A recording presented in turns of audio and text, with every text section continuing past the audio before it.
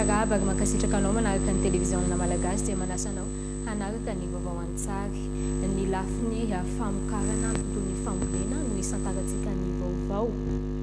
Nahazo toana ara-teknika avy amin'ny FIFA sy projet défi ary ny Africa Rice ny mpamolo vary ao amin'ny Fokotany Amboraka komina Ifanadina. Izany no natao mba hanampiana azy ireo hamokatra vary tsara kalitao raha ny taditry Martino François TVM Ifanadina. Ho fanampiana ny tantsaha eo amin'ny setry ny fambolem-bary anaraka ny kalitao sara ary mahazo vokatra sara kokoa dia manao ny tansoroka ho an'ny voaka amin'ny Fokotany Amboraka mbo magnarivo ny fandarana asa défi sy ny FIFA ary ny Africa Rice hoentina nampiana ireo mpamboly vary ato amin'ny Fokotany Amboraka mba hisiny ny vokatra sara kokoa ary ampazoto azy ireo amin'izany setry ny fambolem-bary izany. Akamalohana an'izany dia nanao fijinana ifotony moa ny ireo avy amin'ny FIFA sy ny défi ary ny Africa Rice mba izerena ny fivoarany vokatra mandreto mpamboly vary ireto. Kasy zany eo fanjarana asa défi eo amin'ny ministeran'ny fambolena sy ny fahaleovantena ara-tsakafo sy ny fitoeram-pikaroana Africa Rice sy FIFA zany manao an'izay fanarahana arak'asa zay dia anisan'ny zavatra andrasana amin'izay fanarahana arak'asa zay ny fampisehoana eny fotony miaraka amin'ny tantsaha zany ny fonosana teknika mba ahafahana mampitombo amin'ny vokatra vary eny amin'ny tantsaha. Izay ny antony nanaovana an'le fampisehoana seto ihany zany no nanaovana an'izy fa eto anisan'ny ireo toerana safidiana zay araka ny faritra na zone na ozy ny teny vahiny iasan'ny défi zany dia eto anisan'ny anankiray na ny samy misy toerana ohatran'izany zany anaovana zavatra ohatran'izao mba hoeny fotony mihitsy nanaovana an'le fampafatarana zany alain'ny tantsaha tahaka hoe ohatran'izao le zavatra azo atao ahafahantsika mampitombo ny vokabary. Nahazo fifanana moa reto mpamboly vary ireto ary nanao ny valatahaka izay harain'ny FIFA sy ny Africa Rice ary ny défi maso izany fambolem-bary izany ary masapa ny mpamboly fa tena anisany ahitana vokatra raha ity fambolena ity ary efa potateraka amin'ny fanampiana azy ireo. Ohatran'ny ataon'ny Fokotany moa zany dia vonona ny iray ny ONG hapaka ohatran'ny FIFA zany izay vonona ny anatevina izay faiza manao ny tantsaha zay miresaka famokarana vary ho sarasara kokoa zay satria amin'ny teny hoe volamena ny fotoana fambolena zany tokony ho ararotona ahafahana mahazo vokatra tsara fa tsy hoe mandrisy fanantenana hoe kely fotsiny ny vokatra azy. Raha ny fahitako anazy aloha dia mahafapo le toerana miasa amin'ny FIFA satria filaran-tany kely io no azahoana vokatra tsara ohatra izao. Indrindra moa zany fa raha manana filaran-tany malalaka tsara le mpamokatra dia ho betsaka sady ho tsara ihany koa ny vokatra azo. Tsaha maro moa no liana anaraka n'izany fenitra fambolena vary moderna avy amin'ny FIFA sy ny Africa Rice ary ny défi ity mba hoentina amokarana vary sy vokatra tsara kokoa. Vaovao seha-piariana lavanila natao tao amin'ny Fokotany Anjiabe, Boriboritany sy Nosikômbany fanokafana tamin'ny fomba ofisialy ny tsenan'ny lavanila manta anatin'ny préfecture de police ny Nosy-Be raha tamin'ny andro voalohany mbola tsy nahitana mpividy tonga tamin'ny tsena fa ny mpamboly kosa no nanambara fa raha etsy ariary no ivarotan'izy ireo ny vokatra. Fanampanazavana ho arahantsika amin'ny fanadidiny Rétitoara Jean Dressa.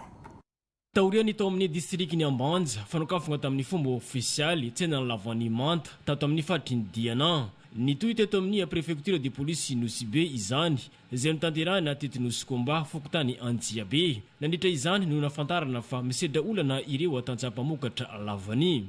Tsy matatra 9 mois io zegny le efa masaha lavany fa eo amin'ny vague volana io angamba donc fa masaka zegny lavany. Efa maro zegny ny olo mitsongo lavany mitsongo lagneny masaka zegny tsongo egny atapy amboarigny aloky préparena dia lasa tsy tetry zegny ro am'le votran-tsena. Vaholagna hitanay zegny dia matsapa zegny zahay hoe mba tokony misy fampiofanagna resaka préparation dia igny zegny mba afahanay mikajy le vokatranay mba tsy ho mekimeky tsena eky zegny zahay fa raha teto Anjiabe manokana tsy mbola nahitana mpividy tonga tamin'ny tsenan'ny lavany fa ireo mpamboly kosa nanoratra vidiny ivarotan'izy ireo lavany manta 100 000 ariary iray kilao. Hatreto aloha ny prix collecteur mbola tsisy ny affiché amin'ny tableau fa ny Biolandy ihany satria Biolandy zany misy fikambanana io ihany ny mividy amin'izay tsena telo no sokafanay any ary ny prix Biolandy dia 53 000 ariary. Aharitra telo andro tsena ny lavanimanta eto amin'ny fokotany Anjiabe ary ito izany amin'ny fokotany hafa anatin'ny boriboritany Nosy-Komba. Tafatsangana mananjary ny solitena mpitarika ny Alliance Régionale de la Vanille ary miaraka amin'ireo solitena ny mpamboly sy ny mpanondrana entana ity rafitra ity izay napetraka hikatsahana ny mahasoa ny sehatra la vanille eo amin'ny tsirairay ka hiasa avy hatrany izany rafitra izany mba hikatsahana ny mahatsara ny mpamboly sy ny mpividy ary ny mpanondrana la vanille. Anjaratina Valorin mitondra ny antsiprian'izay. Piarina manana anjara toerana goavana eo amin'ny toe-karena ato anatin'ny faritra Vatovavy ny sehatry ny lavanily ho fanatsarana sy fampanarandalana ao anatin'ity sehatra ity ny jiron'ny ARV Alliance Régionale de la Vanille. Nisy arak'izany ny atrikasa ny resahana makasika ny tanjona sy ny vinatra trarin'io rafitra io izay natao tao amin'ny escale teto Mananjary ny maraina ny 7 ny volana May lasa teo.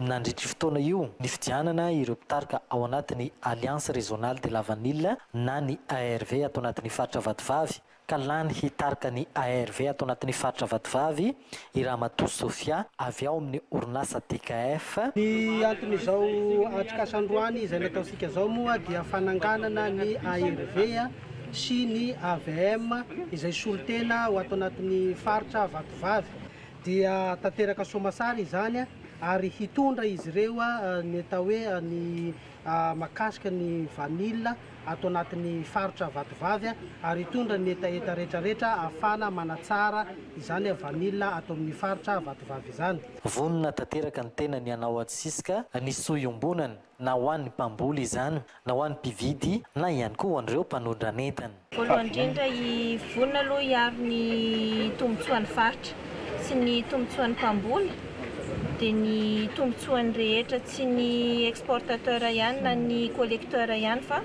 ho an'izay rehetra mikirakira ny lavany ary surtout ho an'ny mpamboly sy ny faritra Vatovavy.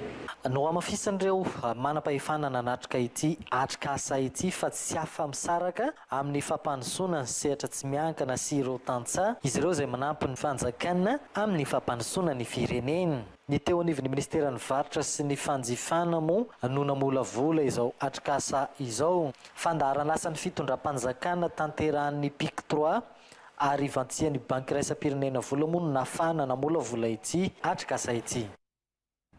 Mbola manana olana ny mpamboly vanille any amin'ny faritra Atsimo Atsinanana eo ny tsy fandriam-pahalemana.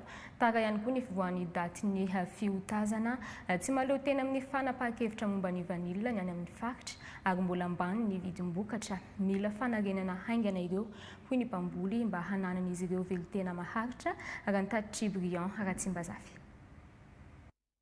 Sitraka vidiny vanille araka tokony ho izy ny mpamboly aty amin'ny faritra Atsimo Atsinanana. Tara avao koa ndreda ny fivoahany daty filagny vanille sy mifagnaraka amin'ny fahanterany vokatry aty an-toera noho ny fiovany toetrandro vilavilagna ankamaroany ka miteraka fantiantoky ho an'ny mpamboly.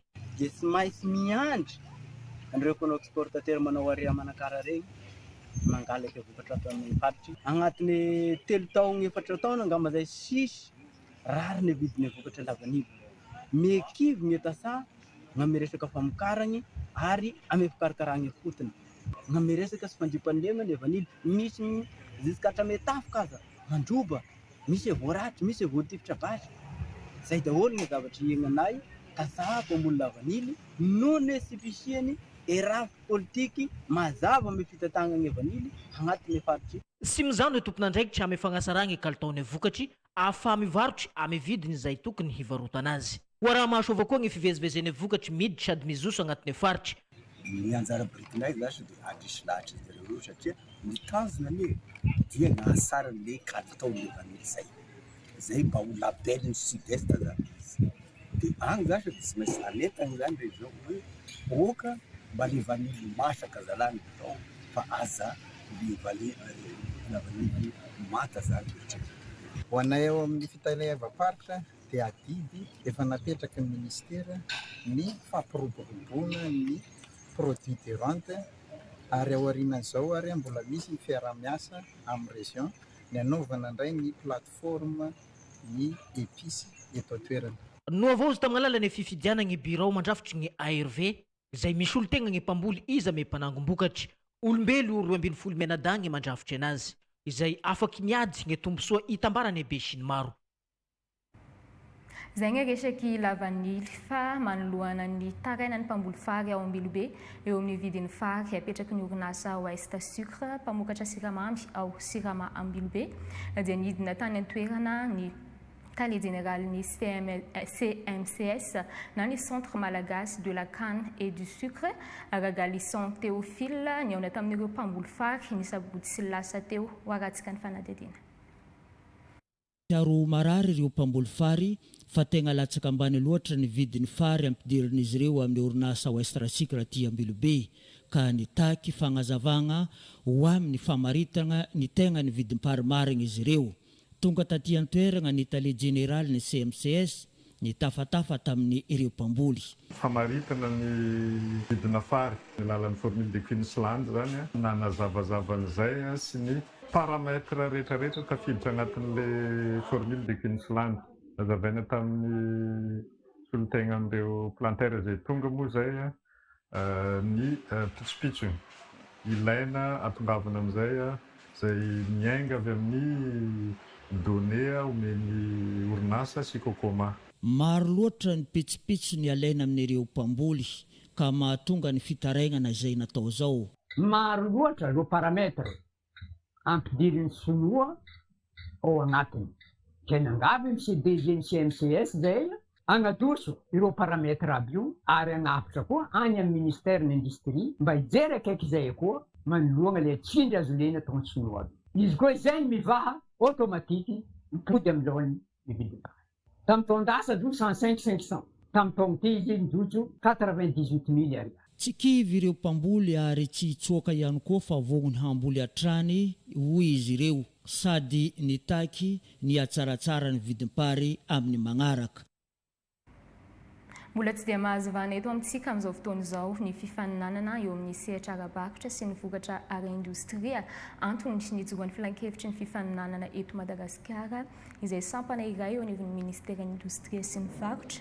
Araka ny fanjifana nisy ny etika fanentanana ireo mpandraharaha misehatra amin'ny tsenam-bakotra sy ny vokatra ara-indostria mba hidiran'izy ireo bebe kokoa ao anatin'ny sehatry ny tsena fifaninanana malalaka sy ara-dalàna ho fanamariana ny androm-pirenena ho an'ny fifaninanana na ny journée nationale de la concurrence fanadidina. Ny fisian'ny fifaninanana masina sy ara-dalàna dia tsy vitany hoe miaro ny mpanjifa amin'ny fampiakarana vidim-piainana akabraraka fa mampirisika ny mpandraharaha ihany koa hanatsara hatrany ny kalitaon'ny vokatra vokariny. Arak'izany ny amolavolana tsena mirindra mangarahara ary mivelatra eto Madagasikara mitovy leny tamin'ny tsenan'ny firenena mandroso any ivelany no tanjony.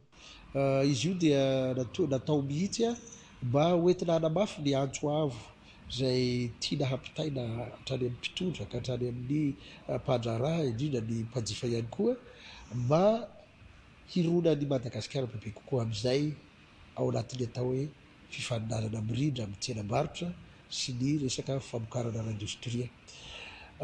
Tenenina izany satria isika mitady vahaolana mikasika ny fampandrosoana ny Madagasikara raha-toekarena. Eny fa raha ara-tsosialy ihany koa azy izay nampitratratratra moa ny vahoaka tamin'iny tolona teo iny atopisian'ny fanovana amin'izao fotoana izao.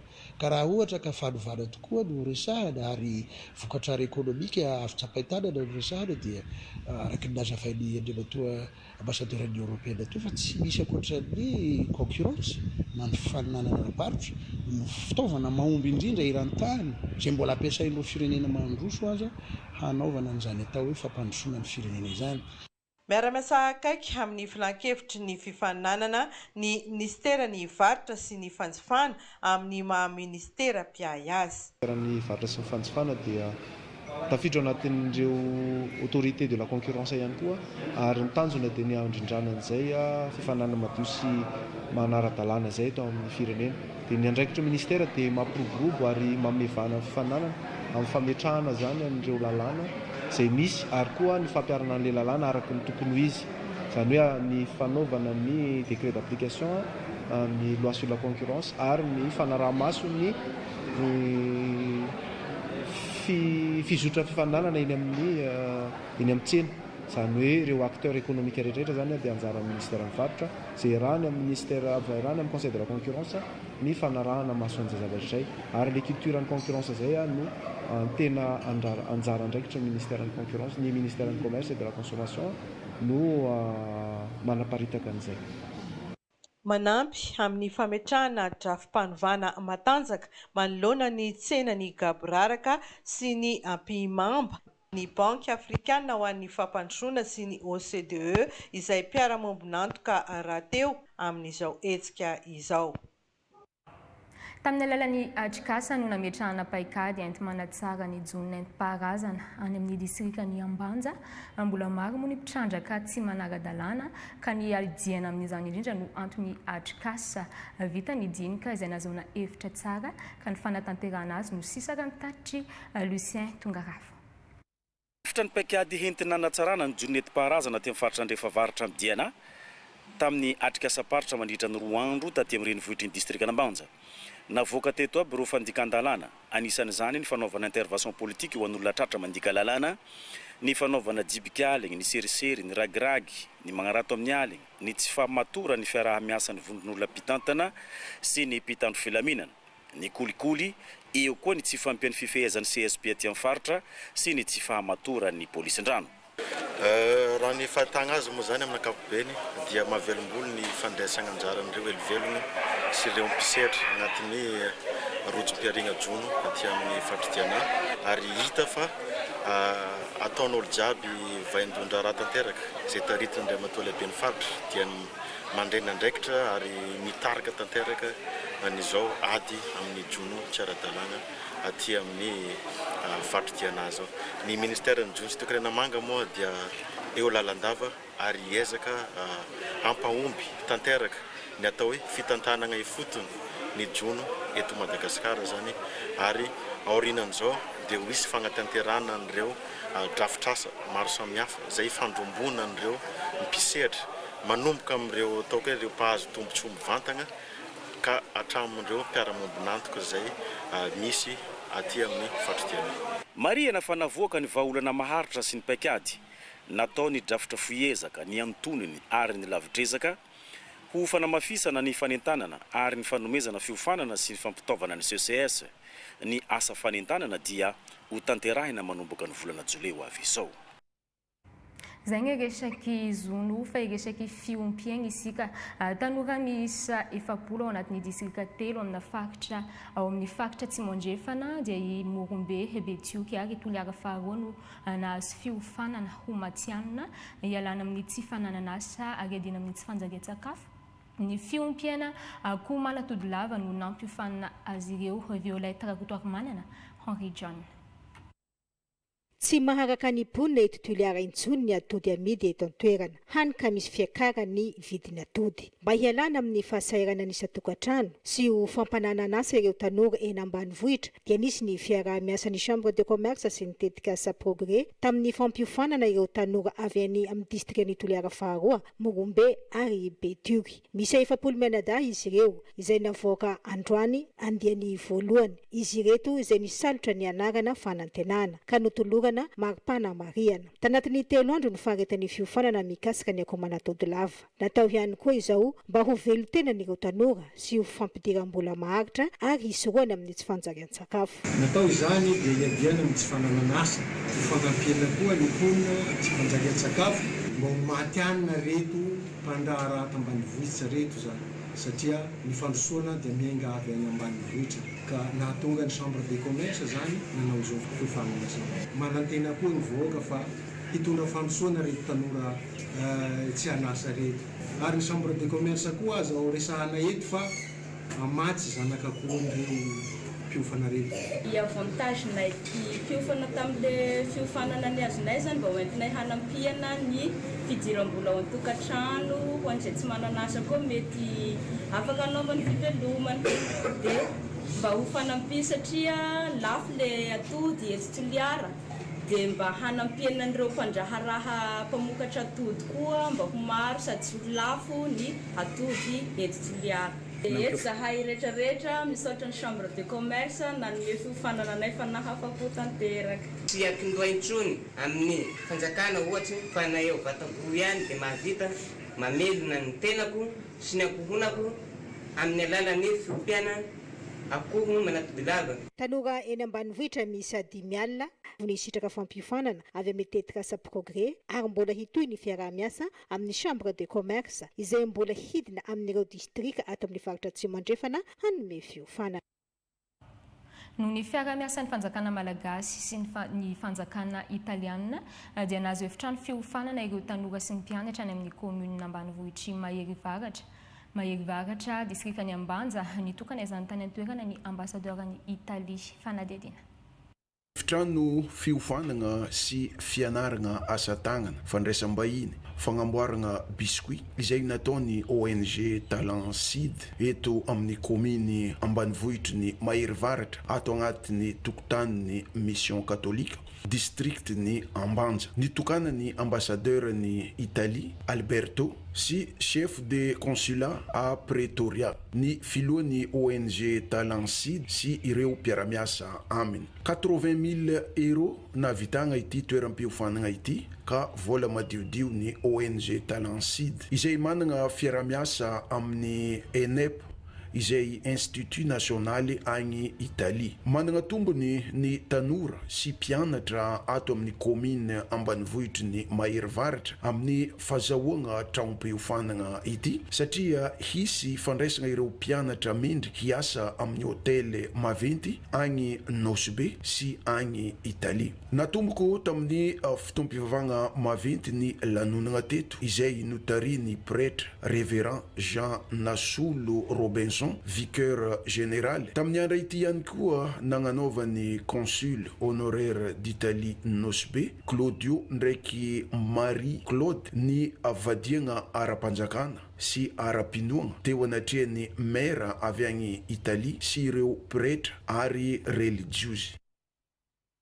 Tanora tantsaha 570 no navita fiofanana ho tantsaha matianina tamin'ny alalan'ireo lalam-piofanana fambolena sy fiompiana tao amin'ny centre de formation maison familiale rurale Ambohimahamasina Save any amin'ny distrikany Ambohimahasoa iny.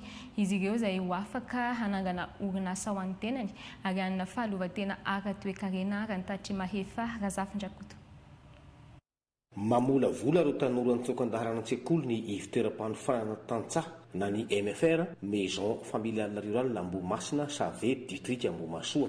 Maro ireo lalam-piofanana hitao toy ny fambolena sy fiompiana ary ny taozavatra ny asa tanana izay hitsinjovana ireo tanora tsy tody amin'ny fianarana ka mba hanana ho avy mamiratra indrindra ho matianina amin'ny sehatr'asa hataony. Maharitra iray taona ka hatramin'ny 2 taona ny fiofanana izay atao ao. Aorianan'izay dia efa afaka manangana orinasa sy manana fahaleovan-tena ara-toekarena izy ireo ary ho matianina. Maison familiale rurale zany dia fikambanana ray aman-dreny izy io. Rehefa fikambanana ray aman-dreny izy dia misy koa ny tanora izay vonona hiatrika ny fiainany dia hofanina ao amin'ny centre maison familiale rurale, hofanina amin'ny alalan'ny fambolena sy ny fiompiana ary asa tanana sy taozavatra. Dia ny faharetan'ny fiofanana izay atao ao raika hatramin'ny 2 taona. Tanora lahy sy vavy 420 taona ka hatramin'ny 420 taona. Dia manao classement izy misy ny formation alternance par alternance zany hoe 10 andro izy mijanona ao amin'ny centre fa ny 10 andro faharoa izy manao stage agny amin'ny maître de stage sy ny ray aman-dreny. Ho izay nahavita ny fiofanana zany dia mahazo certificat sady afaka manangana sahady ny tetikasa ho entiny mivelona amin'ny fiainana. 570 mianadahy ireo nivoaka tamin'ny andiany farany teo samy misafidy ny lalam-piofanana nataon'izy ireo toy ny fiofanana fiompiana akoho gasy no tsaraina, ny fambolem-bary ara-teknika, ny fiompiana kisoa, tantely, gana ary ireo asa tanana sy taozavatra izay naranty teto amin'ny foarambokatra ho fanaovozana ny fambolena sy ny fiompiana ary ny taozavatra natao teto Save. Toetrano moa ny fampiofanana ireo andiany manaraka ao amin'ny ivitoerana. Toizantsika amin'ny tontolon'ny fampianarana tany amin'ny commune Saivaza no nanatanterahana ny fivoriana fanao ny FTVFF any amin'ny Sisiko Antanamboamanampotsy nijerevana ireo vokatra azon'ny ZAP tsirairay teo amin'ny fanatanterahana ny ora fanarenana. Vololony ihany no mitondra ny antsiprian'izay.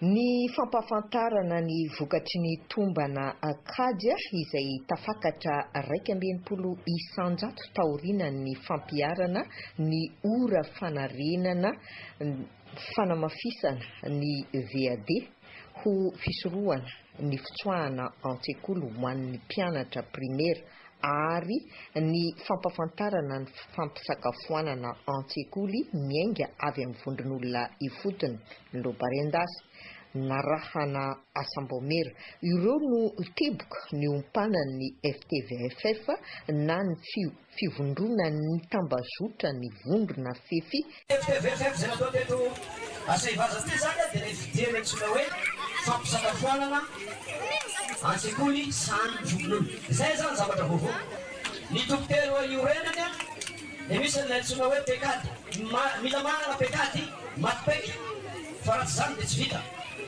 Dia ny faharoa resaka firaisakiny dia ny fahatelo moa zany fotantanany mangarahara. Hiezaka anao tantsoroka sy hanaramaso ny mpampianatra ny avy eo anivon'ny Sisco anao ny fanjohiana ny asa ary ny fitadiavana mpanohana ny fefy sy ny mpampianatra ary hampanjaka ny mangarahara amin'ny fitantanana. Fantatra fa ny zapiny manakana no handray ny FTVFF manaraka mitarika izany moa tany an-toerana ny chef de division Randimby Arsoa fanomenjanahary Solofo Miaina notronony ny assistant parlementaire ny ben'ny tanàna sy ireo chef fokontany ary ireo sampandrara misy ao an-toerana. Voavany olany mpianatra sy ny mpampianatra ao amin'ny sekoly fanabeazana fototra Ampandrana Zapikalandy any amin'ny fampididi mpampianarana mandry tsara nahazo trano vaovao ny fampianarana ho an'ny mpianatra klasy Garabola amin'ny sekoly io noho ny ezaky ny ray aman-dreny sy ny fitondram-panjakana. Georges Axon Randriana Solo Darny. Fotodrafitra asa tsy zarazary no ny anarany ankizy mpianatra amin'ny klasy Garabola ao amin'ny sekoly fanabeazana fototra Ampandrana Zapikalandy ateo amin'ny fampididi fampianarany mandry tsara noho ny ezaka ny ray aman-dreny sy ny fididin'ny commune ary ny mpitondra fanjakana vaovao zany ankehitriny. Nahazo fotodrafitra asa vaovao ny klasy Garabola ao amin'ny sekoly eo.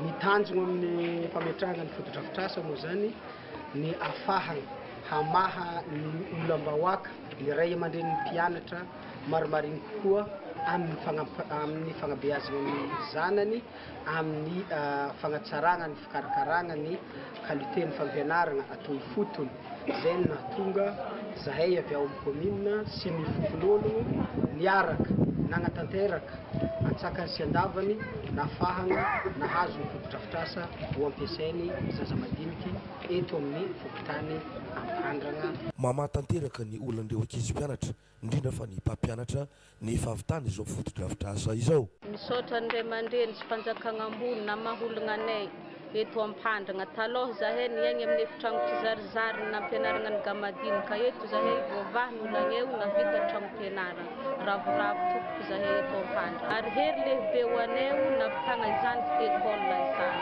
Nitokanana tamin'ny fomba ofisialy izao fotodrafitrasa izao ka nandritra ny lanonana no nanolorany taliparitry ny fanabeazam-pirenena tao amin'ny faritra Sofia ny fanampiana ho an'ireo ankizy mpianatra hiatrika fanadinana CPSGM amin'io sekoly fanabeazana fototra Ampandrana io. Mpianatra misy 570 no voasokatra anarana ka niatrika ny adina ara-panatanjahantena BEPC tany amin'ny tapany atsimony distrika ny Vondrozoiny ahitana CEG maromaro sy sekoly tsy miankina nampatsiahivina ireo mpianatra moa ny mahazava-dehibe ny taranja fanatanjahantena Tsivilaza Saïd TVM Vondrozo. Manampy ireo mpianatra amin'ny fahafahana fanadinam-panjakana ny adina ara-panatanjahantena. Ho an'ny BEPC taty amin'ny farim-padiditra mpampianarana Vondrozo evitoerany tapana simo dia miisa 570 ireo mpiadina voasoratra anarana hiatrika izany teto Vondrozo atapy-tanàna ahitana ny CG Antokonala, Vohimary Asimo, Manambidala, Mahasinjo, Andoarano, Anandravy ary ireo sekoly sy miakina eto atapy-tanàna ny Vondrozo izay notanterana teto amin'ny kianja ny Betanimena. Ataovy ame fo ame mahafagnadinana zay satria ny taranja EPS dia anisany taranja lehibe ihany koa matoa natao ao agnatiny matersika zany zio dia misy ilananazy ny adina ara-panatanjahantena satria ame mahatanora dia ilaina zay fanatazahantena zay ka ataova ame fo ny fanaovana azy sao de hoe matera EPS izy ty de atao sangisangy fagnisane matera lehibe ao amsika ihany koa zany ny matera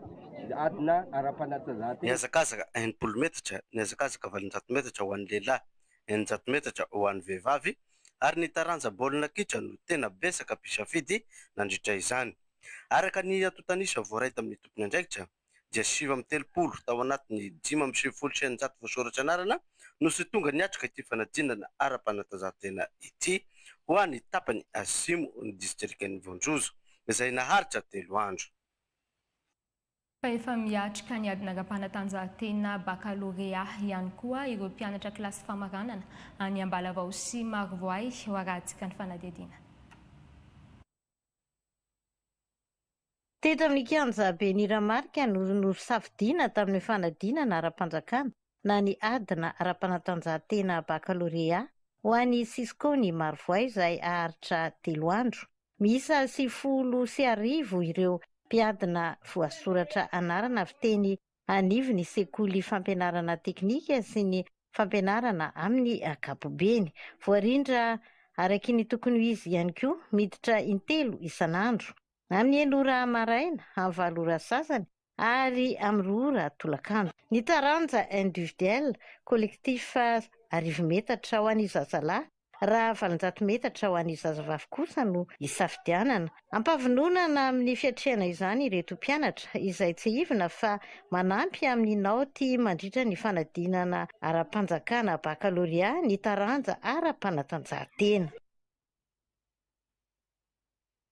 Ao anatin'ny fanatanterahana ny adina ara-panatanjahantena baccalauréat ireo mpanala fanadinana aty amin'ny distrikana Ambalavao izay efa natomboka teto amin'ny ivitoerana commune urbaine Ambalavao tanterahana eto amin'ny stade municipal.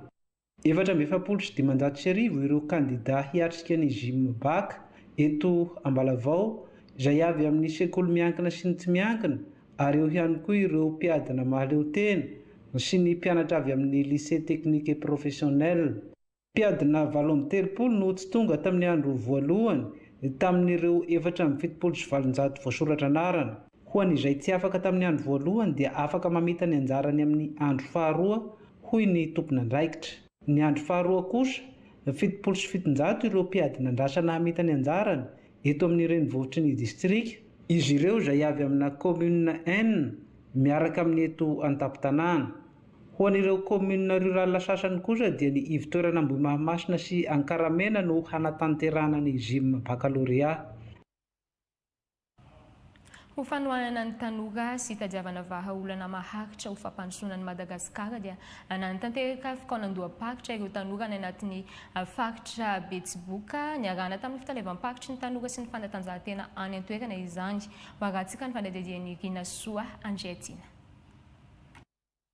Olana ara-tsosialy, rafi-pitondrana, tontolo iainana, fanananasana ho an'ny tanora, fananganana toerana fialamboly, fanatsarana ny kalitaon'ny fampianarana, fijerena manokana ny jiro sy rano, indrindra eo amin'ny sehatra ny tsy fandriam-pahalemana. Sakireo avokoa ny olana sedrany tanora andavanandro, nambaran'izy ireo nandritra ny fakakevitry ny tanora ny commune Ambahivatanàna voalohany sy commune Ambahivatanàna faharoa, izay karakaraina fitalavam-paritry ny tanora sy ny fanatanjahantena Betsiboka. Tsy voasambana izao raha nambaran'ny tompony andraikitra fa commune misy 40 amin'ireo commune 30 mandravitra ny faritra Betsiboka no efa nanaovana ity hetsika ity. Raha ny teto Betsiboka manokana izay toerana andalovanay aloha tena navitrika ny tanora, tena hoe miandry occasion na hoe fotoana reo iresana efa tena io ny etaetan'izareo teto. Ireo hoe izay commune nandalovanay any fotony izany hoe commune rural rehetrarehetra izay nandalovanareo andefa soa tena ray tanora tsiray avy hiakatra hoe au niveau an'ny région. Izy 30 tanora zany ho avy eto amin'ny niveau an'ny région Betsiboka resaka an'ireo hevitra fakakevitra natao tany amin'izareo izay hiaro an'ireo hevitra an'ireo izay hoe tena izay marina ve le hevitra noresahana tany nandritra fakakevitra an'izareo sa sao dia misy nanova na misy nanatelina. Tonga navitrika naneho ny heviny ny tanora. Ny hevim-pianaka moa zany dia hananganana tanora mba hivoatra sy mba ahikojakojan'ny fiainana. Fitopolo isanjato mipony eto Madagasikara dia tanora avokoa 14 taona hatramin'ny 13 taona no nasaina nanatrika ny fikaonan-doha-pirenena izay notanterahina tao amin'ny birao ny komina Maivatanàna faharoa sy ny tao amin'ny Kapitry. Hiresaka vaovao ny fahasalamana isika tontosaina eny Ankorondrano ary haritra 3 andro ny fikaonan-doha iraisam-pirenena siantifika ifanakalozana voka-pikarohana iadina amin'ireo aretin-findra izay tsy misy fiahina firy toy ny habokana sy ny ady amin'ny bilharziôzy. Fikaonan-doha atao hoe fikaonan-doha réseau Gabriela izy io izay fikambanan'ireo laboratoire maneran-tany tanjona ny hanolokevitra sy hanaitra ny mpanapa-kevitra hampitombo ny ezaka sy famatsiam-bola iadina amin'izany. Etika tontosain'ny Fondation Mirieux eny amin'ny Université n'Antananarivo izy io any Arabetany Edraky Rakotomanga. Mbola mila mafisina ny ezaka amin'ny ady amin'ny abokana sy ny bilharziôzy amin'ny alalan'ny fampitomboana ny famatsiam-bola hiatrehana izany izay isan'ireo aretina tropikaly tsy ampy fiahina nefa ahitan-doza sy mampitondra takaitra. Hoy ny tolo-kevitr'ireo mpitsabo sy mpikaroka avy amin'ny fikambanan'ny laboratoire iran-tany mivondrona ao amin'ny réseau Gabriel ary ny Fondation Mirieux avy amin'ny Université n'Antananarivo tamin'ity atrikasa siantifika iraisam-pirenena ity. Ny lepra ohatra zao na ny abokana amin'ny teny malagasy dia mbola misy foana eto Madagasikara. Efa any amin'ny firenena hafa nefa dia efa tsisy tsony izy io indrindrindra ny amin'ny tany mandroso fa itsika dia mbola misy eo amin'ny 570 tranga vaovao mbola hita eto Madagasikara isan-taona. Dia noho io le isa somary tsy dia betsaka io nefa mampisy takaitra be amin'ilay olona rehefa voan'ny abokana dia lasa tsy dia misy mikarakara loatra n'izany le hoe maladie tropicale négligée. Zay zany ohatra anankiray afaka raisina. Fa misy koa ny bilharziôzy ohatra efa fantatritsika.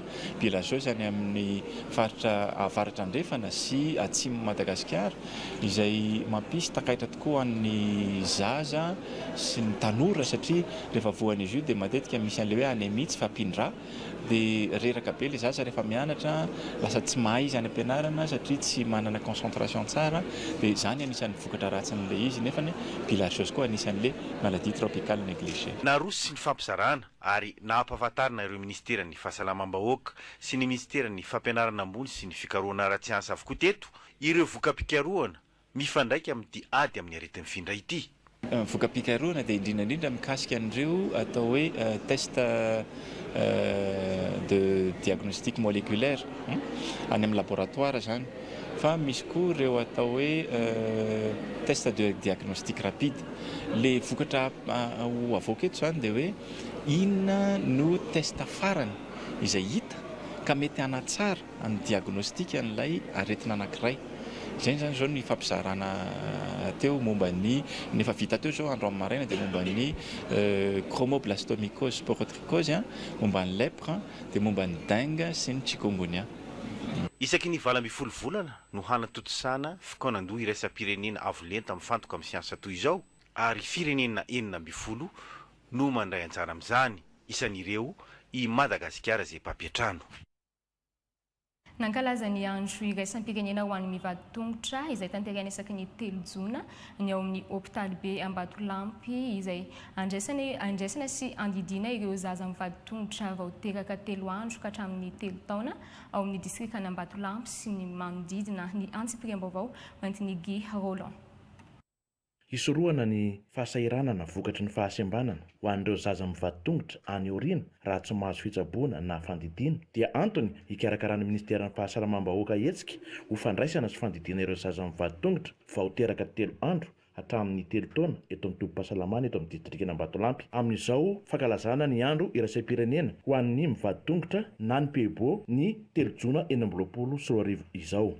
Amin'izao andro maneran-tany amin'ny fitsaboana mivady tongotra izao dia fifaliana ho anay eto amin'ny CHRD Ambatolampy izay tarihan'ny Andriamatoa ministra ny fahasalamana sy ny mpiara-monina rehetra no ahafahanay manatanteraka izany andro maneran-tany ny fitsaboana amin'ny vatotongotra izany izay tombony lehibe ho an'ny vahoaka n'Ambatolampy sy ny manodidina rehetra amin'ny fikarakarana ireo zaza tratran'ny fahasembanana. Azo tsaboana tsara izy io raha toaka hitaram-potoana izay antoka iray mety hanatsara no avin'le zaza amin'ny lafiny rehetra mihitsy aza misalasala manantona ny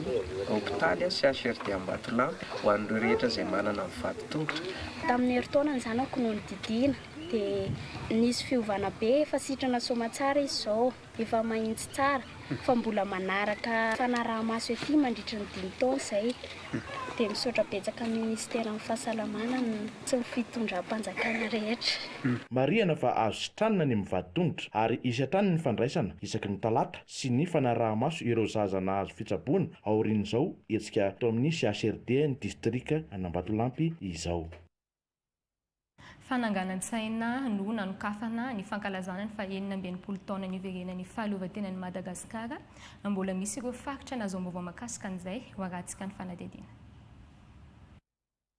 Teto amin'ny Biraony prefekturany Amorondava no nisantarana ny fankalazana ny 480 taona ny iverenan'ny fahaleovan-tena. Fampahafantarana sy toromarika maro no nampitay ny prefet ny Morondava. Isan'izany ny tokony hanangana-tsaina isa-tokantrano, toeram-piasana miankina sy tsy miankina amin'ny fanjakana ary eny amin'ny mpivarotra rehetra. No amafisy ny hafatry ny filohan'ny fanavaozana repoblika ny amin'ny tokony hanasongadinana ny kolontsaina mahamalagasy amin'ny alalan'ny fitafy. Hita taratra tety ihany koa ireo folo alindahy telo-toko mahamasana handro. Ho an'ity fankalazana ny fetim-pirenena ity dia noraraina ny fanapoahana tsipoapoaka sy ny fampiasana lazera ary hosaziana izay minia manao izany. Nandritra ny fananganan-tsaina dia efa betsaka ireo nanasongadina ny fitafy mahamalagasy satria efa tafiditra tanteraka ao anatin'ny fankalazana ny fetim-pirenena isika eto Madagasikara. Fitafiana maneho ny mamalagasy izay mampiavaka amin'ny faritra Fitovinangy no nanamariana amin'ny fanombohana ny fankalazana amin'ny fetim-pirenena ho an'ny distrikany Manakara. Nandritry ny fananganan-tsaina iombonana niavaka tanteraka amin'ny fomba fitafy, ny arahany be sy maro tamin'ny fanokafana amin'ny fomba ofisialy ny fankalazana fa 480 taona ny iverenan'ny fahaleovan-tena sy ny joroan'ny folo alindahy. Ankoatra ny fitafiana mahamalagasy izay dia hanao ezaka ny tompon'andraikitra isan-tsokajiny hanome endrika vaovao ny birao-mpanjakana misy eto Manakara. Hanomana hetsika miavaka hoentina ankalazana fetim-pirenena malagasy ny komity mpikarakara aty an-toerana. Tao anaty troepo feno hasina maneho ny fitiavan-tanindrazana no nanombohan'ny distrikany Bealanana ny fankalazana ny 480 taona ny iverenan'ny fahaleovan-tena ny Madagasikara sy ny joroan'ny folo alindahy malagasy. Nasongadiny ny lehiben'ny distrika aty an-toerana nandritra izany fa tsy fombafomba ihany ny fananganan-tsaina fa natao hanehoana ny firaisan-kina hirosona amin'ny fanavaozana ny firenena. Raha ny eto Bealanana manokana dia ifatazana ny fahavononan'ny rehetra hitsena ny fety ny 4 Jiona ny iverenan'ny fahaleovan-tena ny Madagasikara. No tanterana teto amin'ny komina ambanivohitra Tanambe ny fananganan-tsaina fanao isam-bolana ny alatsinainy voalohany volana Jiona lasa teo. Nanatrika sy nitarika izany ny lehibe ny boriboritany Tanambe notronony ny ben'ny tanàna ny solombavam-bahoaka voafidy tato anatin'ny distrika na Baravaravola ireo lehibe ny fokotany ary ireo tompon'andraikitra isa-tsokajiny avy amin'ireo sampan-draram-panjakana sy ny tsy miankina. Ny tanjana tamin'izao fananganan-tsaina izao ny fanamarina ny fanombohan'ny volan'ny fankalazana ny fetim-pirenena ho fiatrena ny 4 Jiona andro lehibe ho an'ny firenena malagasy. Taratry ny fandraisana andraikitra sy fampandrosoana sahady izao fatongavana maro nandritra izao fananganan-tsaina izao hoy ny solombavam-bahoaka Rakotondriamanitra Vainy Felix raha nandray fitenenana. Nanentana ny olom-pirenena rehetra ihany koa ny ben'ny tanàna mba hanangana sainam-pirenena eny an-tokantrano sy amin'ireo toerana rehetra mendrika izany ho mariky ny fitiavan-tanindrazana sy ny maha malagasy antsika indrindra amin'izao vanim-potoana ny fankalazana ny fetim-pirenena izao. Tapitry ny vaovao ansary ankasitrahany feno anao nagnaraky hatramin'ny farany veloma be.